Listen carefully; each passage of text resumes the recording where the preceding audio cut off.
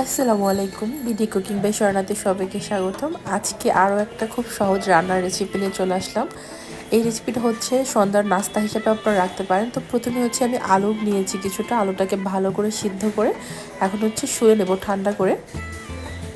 তো এই আলু দিয়েও যে এত মজার একটা সুন্দর রেসিপি হয়, এটা বানাতে খুব সময় লাগে না, খুব কম সময় আপনি বানাতে পারবেন কোনো প্রকার ঝামেলা ছাড়া। বাট খেতে অনেক বেশি মজা, বাচ্চা বড় সবাই পছন্দ করবে। আর বাচ্চাদের ক্ষেত্রে ঝালটাকে একটু স্কিপ করবেন, আর যারা বড়রা খাবেন ঝালের পরিমাণটা বাড়িয়ে তারপর খাবেন, তাহলে বুঝবেন এটা কত বেশি ইয়াম্মি হয়। তো এই তো আমি আলুগুলোকে সুন্দর করে ছুলে নিচ্ছি। আর যারা এখনও আমার ফেসবুক পেজ এবং ইউটিউব চ্যানেলটিকে সাবস্ক্রাইব করেনি, অবশ্যই সাবস্ক্রাইব করে দেবেন। যদি ভিডিওটা ফেসবুক পেজ থেকে দেখেন ফলো করে দিবেন, আর ইউটিউব থেকে দেখলে সাবস্ক্রাইব করে দেবেন।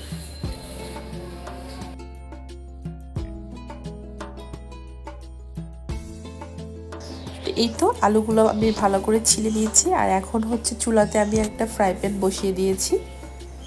এখানে হচ্ছে তেলটা গরম হওয়ার পরে আমি এখানে কিছুটা স্বাদ মতো লবণ আর হচ্ছে হলুদের গুঁড়ো দিলাম হাফ চামচের মতো। আমি যখন আলু সিদ্ধ করেছি সেখানে কিন্তু আমি কোনো প্রকার লবণ টবণ ব্যবহার করিনি, শুধুমাত্র পানি দিয়ে সিদ্ধ করেছিলাম।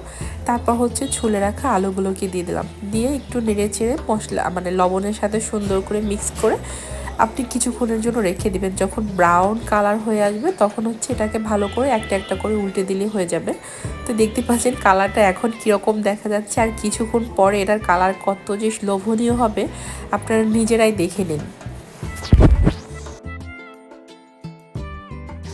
তো দেখতে পাচ্ছেন কালারটা মাশাআল্লাহ কত বেশি সুন্দর দেখা যাচ্ছে, দেখিলেও লাগতেছে। আপনারা একবার হলো বাসায় ট্রাই করবেন। আমি আজকে ফার্স্ট টাইম ট্রাই করতেছি, রিয়েলি অনেক বেশি মজা ছিল। আর এটার সাথে যে আমি একটা এক্সট্রা মশলা তৈরি করেছি ঝালের জন্য, আর আপনারা বেশি ঝাল পছন্দ করলে এখানে কিছুটা পরিমাণে মরিচের গুঁড়াটা দিতে পারেন, বাট আমি সেটা দেইনি।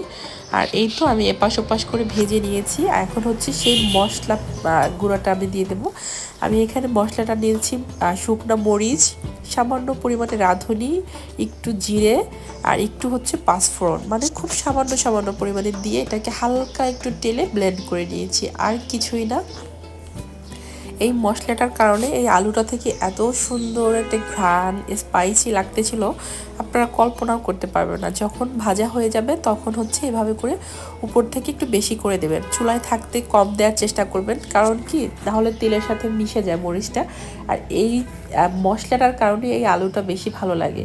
আমি মশলাটা আপনাদের সুবিধার্থে লিখে দেব, আপনারা একবার হলেও এই রেসিপিটা ট্রাই করবেন। ধন্যবাদ সবাইকে এত কষ্ট করে ভিডিওটা দেখার জন্য। আবার নতুন কোনো রেসিপি নিয়ে চলে আসবো। আল্লাহ হাফেজ।